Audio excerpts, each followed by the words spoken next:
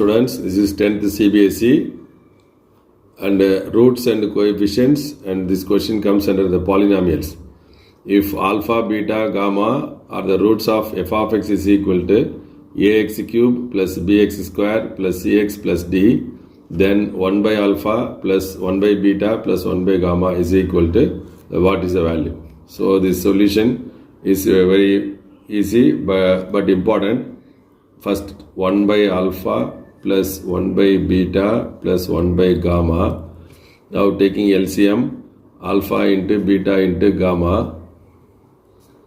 Now from this fraction, this is alpha is denominator, so the numerator will be beta into gamma plus taking this fraction 1 by beta, remaining is alpha and gamma, and this fraction 1 by gamma, so remaining is alpha beta.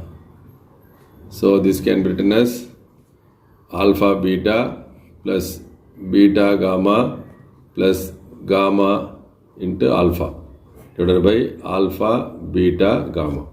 Now the value of alpha beta plus beta gamma plus gamma alpha, which is equal to C by A, that is coefficient of x divided by coefficient of x cube, and similarly alpha beta gamma.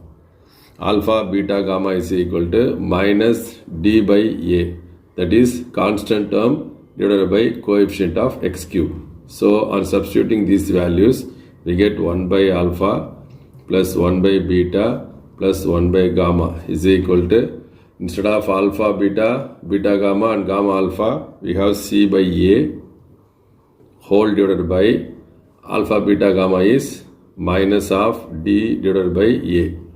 Now C by A, bring this numerator, it will be reciprocal, minus of A divided by d. A stands cancel, the value answer is minus C divided by d, which is the answer.